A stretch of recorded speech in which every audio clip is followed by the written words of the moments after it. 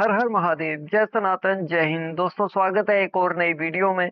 दोस्तों, बांग्लादेश में हम देख रहे हैं तमाम तरह की दिक्कतें जो हैं, चाहे वो बाढ़ आना हो या फिर और तमाम तरह की जो दिक्कतें बांग्लादेश में सामने आ रही हैं, उसके लिए बांग्लादेशी हिंदुस्तान को कहीं ना कहीं जो है उसका कसूरवार जो है वो इंडिया को ठहरा रहे हैं।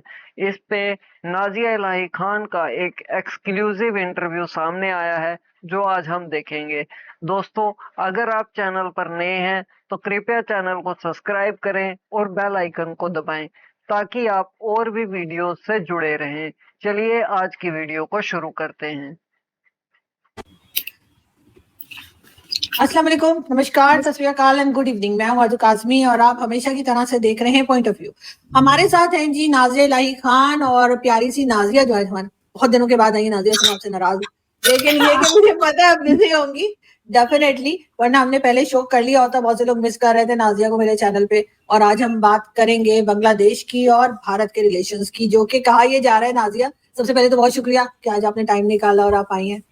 लेकिन I feel very much honoured. और आरजू जी, क्या होता है कि आप लोगों के साथ बैठने से जो भारत के सही एक्चुअल जो सर्कमस्टांसेस हैं वो मैं शेयर कर पाती हूँ।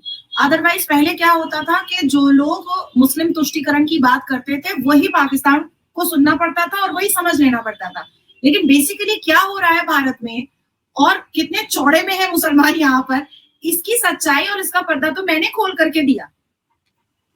बिल्कुल ऐसा ही है कि आप लोगों ने मुझे मौका दिया अपनी बात को रखने का। Thank you so much. एक तो नाजिया, मुझे ये बताएं कि बांग्लादेश के साथ रिलेशंस की बात की जा रही है, आजकल फ्लड है और कहा यह जा रहा है कि जी भारत की वजह से फ्लड आ गया बांग्लादेश में, क्या कहेंगे? आपके सिर्फ प्रोवांस में भी तो 1964 के बाद ऐसा फ्लड आया है और काफी मतलब फाइनेंशियल क्राइसिस से लेकर के काफी लोगों की जान भी जा रही है और मतलब और सरकार जो है वो ध्यान भी नहीं दे रही है। 1964 के बाद ऐसा फ्लड आया है।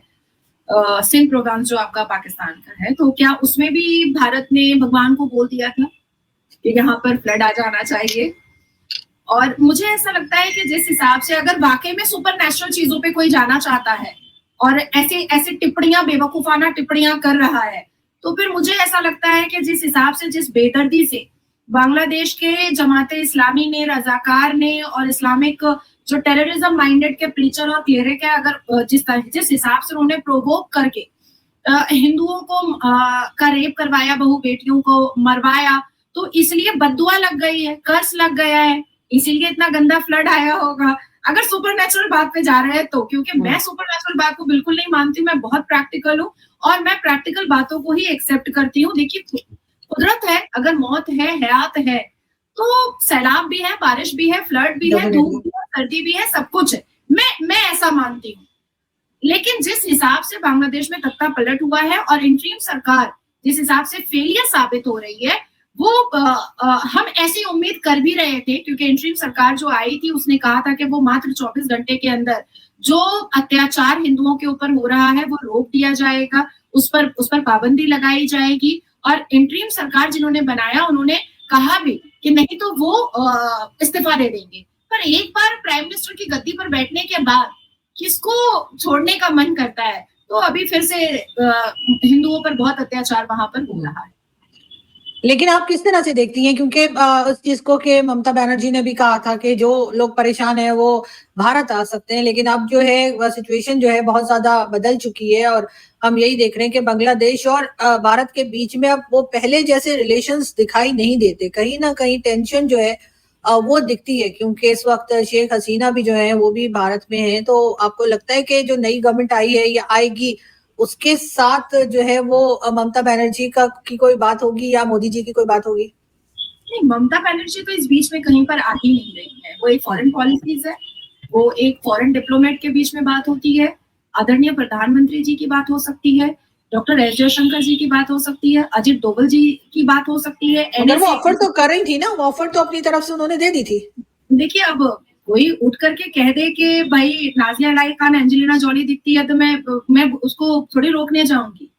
तो उसी तरीके से ममता बनर्जी जो है वो उठ करके आकर के अपना टांग घुसाने की कोशिश करती हैं। तो हालांकि शेख हसीना जब वहां पर थी ही तो उनके फॉरेन मिनिस्टर ने उनको बहुत लताड़ा था और गैजेट भी भेजा गया था बांग्लादेश की सरकार की तरफ से कि ये आप क्या कर रही हैं, ये तो आप जिहादियों को दावत दे रही हैं और ऐसे वजूहात पैदा कर रही है कि अगर कोई जाता है बांग्लादेश से और उसमें से अगर कोई रजाकार होता है, कोई हिफाजतुल इस्लाम वाला होता है या कोई जिहादी ऑर्गेनाइजेशन वाला होता है या कोई जमात इस्लामी वाला होता है, तो फिर भारत की सरकार हमें कुछ ना बोले।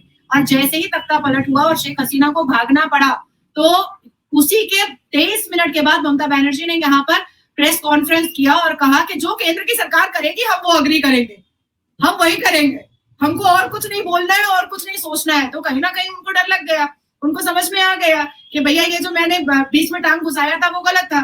तो देखिए संवैधानिक तरीके से और हमारे जो पार्लियामेंट्री पीपल एक्ट है और पार्लियामेंट्री जो रूल रेगुलेशन है उसके हिसाब से ममता बनर्जी का कोई अथॉरिटी और कोई रिस्पॉन्सिबिलिटी ही नहीं है कि इस मुद्दे पर वो बात करे, कोई अथॉरिटी ही नहीं है। और अगर वो कर रही है तो वो असंवैधानिक स्टेटमेंट दे रही है जिसको बिल्कुल भी वैल्यू और महत्व नहीं दिया जा सकता है। अब आती है बात जो आपने बहुत खूबसूरत बात पूछी है, बहुत अच्छा सवाल पूछा है कि भारत और बांग्लादेश के रिश्ते। देखिए आदरणीय प्रधानमंत्री जी आज से नहीं 2014 से इस बात को बता रहे हैं, जीरो टॉलरेंस। 2014 से इस बात को बता रहे हैं कि जो देश भी टेररिज्म ऑर्गेनाइजेशन और टेररिस्ट को पालेगा पोसेगा उसके साथ भारत के रिश्ते नहीं अच्छे हो सकते हैं, बिल्कुल नहीं अच्छे हो सकते हैं। अभी हालिया में हम लोगों ने देखा था मालदीव्स के जो प्रेसिडेंट है उन्होंने बहुत अजीब सी बातों का आगाज किया था, लेकिन जब वो घुटने टेक करके माफी मांगे तो फिर डॉक्टर एस जयशंकर गए और बातचीत सब संभल गई, अब सारी चीजें बेहतर है।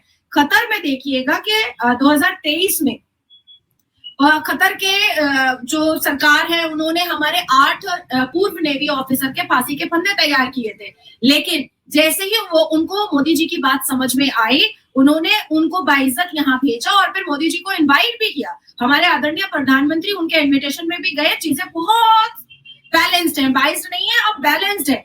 ईरान में आप देखिए कि मिसाल का जिस हिसाब से हत्या हुई, बहुत सारी महिलाओं का निकाब को लेकर के हत्या हुई। अब धीरे धीरे ईरान भी क्या हो रहा है कि वो भी लिबरल हो रहा है, वो भी मॉडर्न हो रहा है और वो भी अपनी अर्थव्यवस्था को और इकोनॉमिकल कंडीशन को बेटर करने के पर ही फोकस कर रहा है। तो अभी क्या है कि हमारे रिश्ते जो है वो ईरान से भी अच्छे हो गए। हम अफगान को मीम बनाया करते थे और सबसे ज्यादा पाकिस्तान ने मीम बनाया था अफगान का कि ये देखो ये बनेगा फाइनेंस मिनिस्टर, ये देखो ये बनेगा एजुकेशन मिनिस्टर। और आज अफगान आप लोगों से कहीं आगे निकल चुका टेक्नीशियंस में, टेक्निकल चीजों में, डिजिटल चीजों में, असलाह बारूद में, सारी चीजों में आप लोगों से कहीं आगे निकल गया और कितना एडुकेट हो रहा है धीरे धीरे अफगान।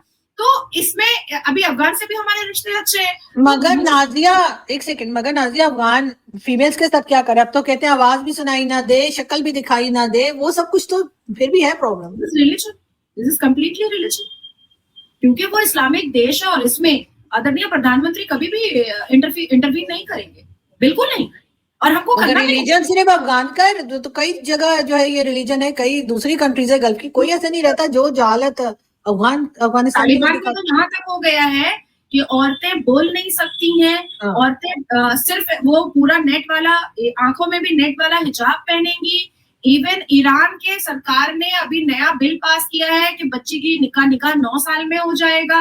तालिबान ने यहाँ तक कहा है कि महिलाएं जो हैं, वुमेन्स जो है वो अकेले ट्रैवल भी नहीं कर सकती हैं बिना किसी मर्द के, आवाज नहीं निकलनी चाहिए, किसी गैर मर्द पर शक्ल नहीं पड़नी चाहिए। तो देखिए ये उनका रिलीजियस सेंटिमेंट है जिसमें हम तो बिल्कुल भी इंटरवीन नहीं करना चाहिए और करेंगे भी नहीं।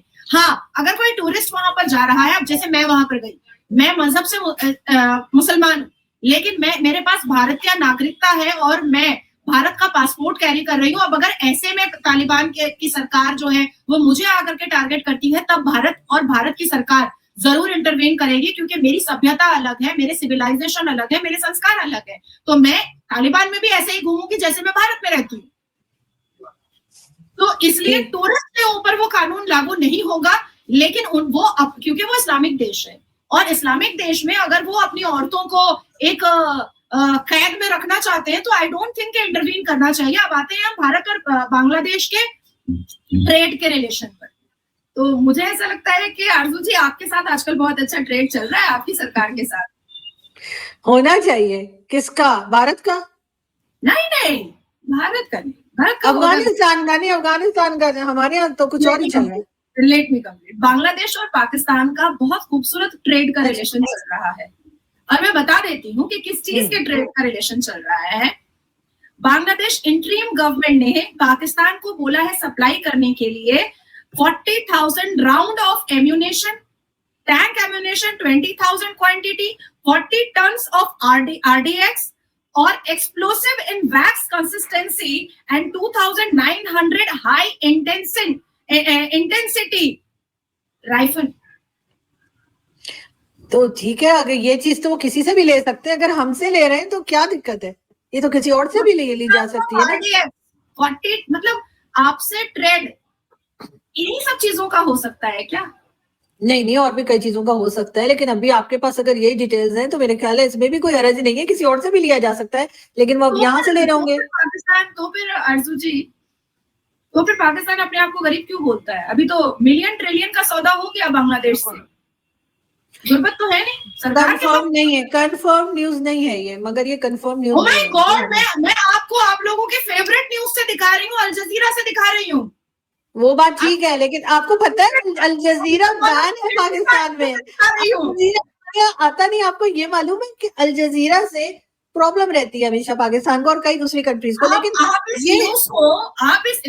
लेकिन अगर इतना बिलियंस आ रहे होते हैं तो फिर हम रो क्यों रहे होते हैं नाजिया? अच्छा, ये न्यूज आपको जितने भी इंटरनेशनल न्यूज और जियो पॉलिटिक्स को जितने भी बड़े चैनल्स और जितने भी बड़े डिजिटल प्लेटफॉर्म और प्रिंट मीडिया कैप्चर करती है और एंटरटेन करती है, आप अल जजीरा में देखिएगा, आप BBC में देखिएगा, आप टाइम्स अलजेब्रा में देखिएगा, सब पे आया हुआ है कि इतने सारे असलहा बारूद जो है वो बांग्लादेश ने मंगवाए हैं। अब आती है बात, मैं बहुत अच्छे से विस्तार से बता देना चाहती हूँ कि ये तो सौदा ट्रेड का हो गया है, ऑलरेडी हो गया है। आई विश के हो जाए और आई विश के पैसा भी आ जाए, क्योंकि पैसा तो उनके पास आ नहीं रहा। आपके सरकार की, देखिए मेरे पास पूरा डिटेल्स है इसका, और आपकी सरकार बजाफ्ते इस मतलब ट्रेड रिलेशन में बहुत खुश है। देखिए, नहीं वो तो खुशी की तो बात है ही ना, जाहिर इनको पैसा आएगा, लेकिन ये क्या आ जाए तब ना।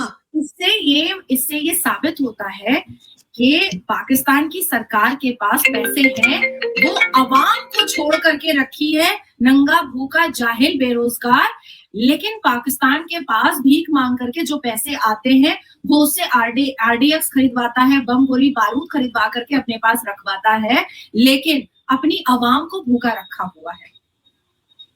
हाँ, अवाम का तो हाल खराब है, लेकिन ये कई बार एग्रीमेंट्स करते हैं लेकिन उसके बाद आगे कुछ होता नहीं। हमारे यहाँ पिछले दिनों सऊदी अरब से भी डेलीगेशन आया था, उससे भी कहा गया कि $30 बिलियन इन्वेस्ट कर रहे हैं, और इसी तरह की चीजें होती है। इसलिए मैंने कहा कि ये चीजें अभी जब तक हो नहीं जाती है, ये इनकी सुनी सुनाई कंफर्म हो जाए तब की बात है। लेकिन मैं आपको बताती हूँ, सऊदी अरबिया में जो जाकर के मरियम नवाज और आपके शहबाज शरीफ जो जाकर के मुलाकात करके आए थे, उसके बाद $30 बिलियन की बात उठी थी, तो उसके बाद ही UAE की सरकार ने, UAE की गवर्नमेंट ने साफ तरीके से एक रिटन रिप्रेजेंटेशन भेजा था कि हम ये पैसा नहीं देंगे क्योंकि आप ऑलरेडी इतने कर्ज में दबे हुए हैं जिसका इंटरेस्ट भी आप नहीं दे पा रहे हैं। And the second thing is कि इस पैसे से क्या अवाम को कुछ रिलीफ मिलेगा, वो पूरा ब्लूप्रिंट आप मुझे दिखाइए। आपकी सरकार फेल हो गई दिखाने से, तो वो पैसा, वो तो पहले ही UAE ने बोल दिया कि वो नहीं, हाँ, तो वो पैसा नहीं आया। लेकिन ये एक नहीं, कई कंट्रीज के साथ अभी तक इसी तरह के अनाउंसमेंट्स कर चुके हैं, किसी के पास से कुछ पैसा आ रहा है, किसी से कुछ आ रहा है, लेकिन आता कुछ भी नहीं।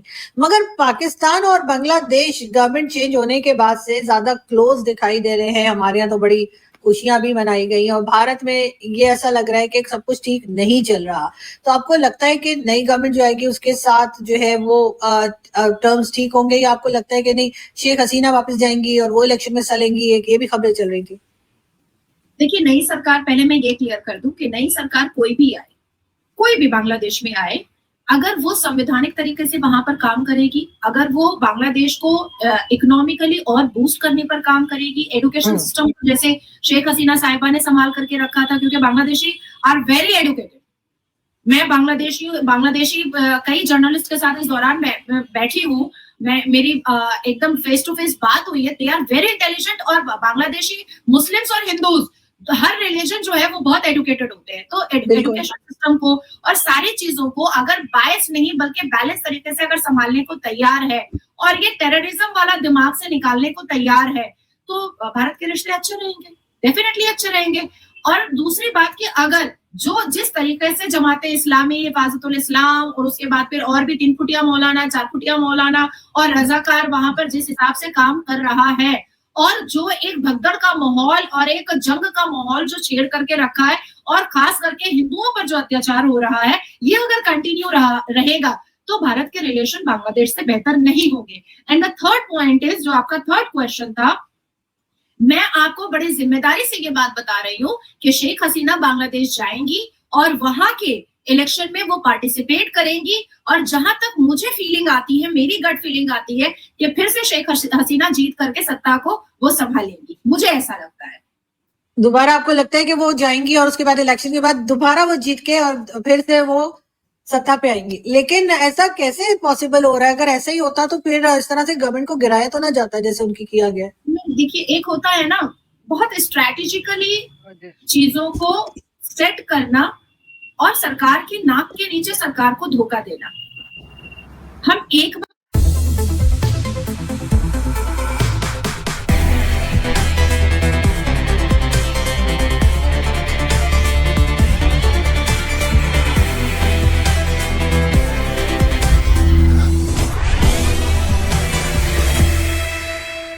बार किसी से धोखा खा सकते हैं, लेकिन बार बार हम किसी से धोखा नहीं खा सकते हैं।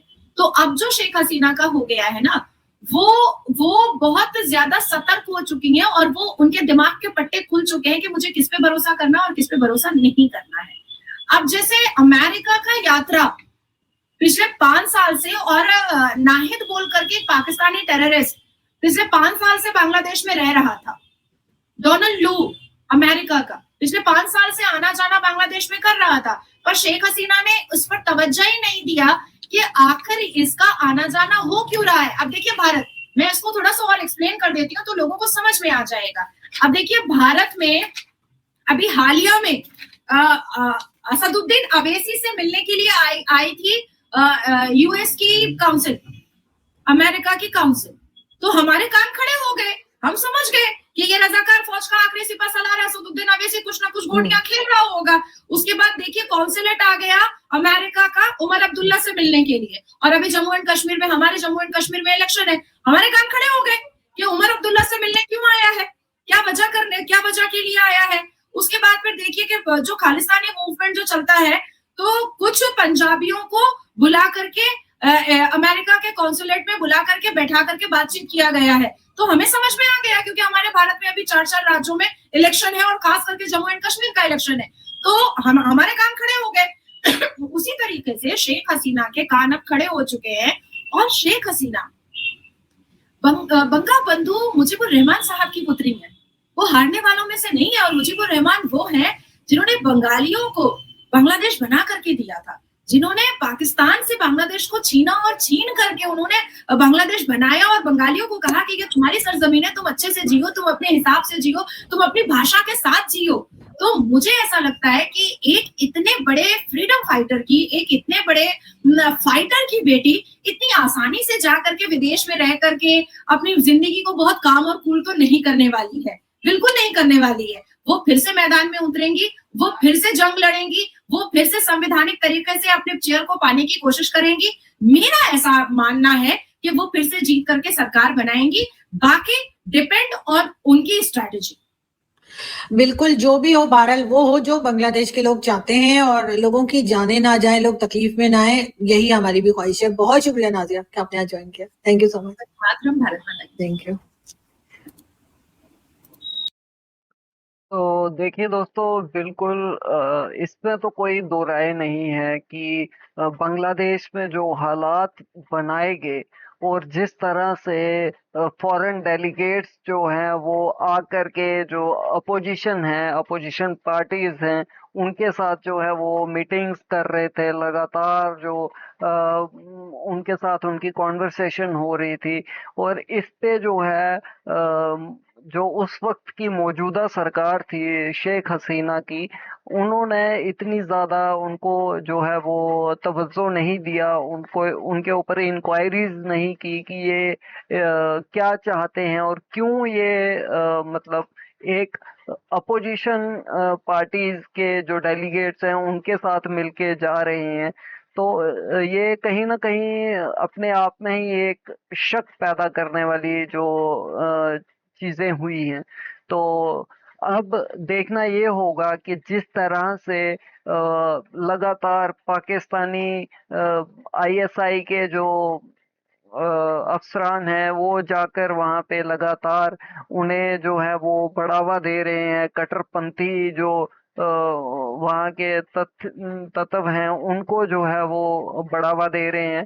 तो अब आने वाले दिनों में देखना ये होगा कि किस तरह से बांग्लादेश जो है बांग्लादेश की क्योंकि हसीना शेख हसीना 3 बार जो है वो जीती, और ऐसा नहीं है कि जो उन्हें जिन्होंने उनको वोट किए, जिन्होंने उनको चुन करके जो है गद्दी उन्हें दी, तो वो कहीं और चले गए या उन्हें जो है जमीन निगल गई या आसमान निगल गया। तो ऐसा नहीं है, वो लोग भी वहां पे रह रहे हैं। तो हो सकता है कि वो कहीं ना कहीं किसी मौके की तलाश में हो और सही वक्त का जो है वो इंतजार कर रहे हो।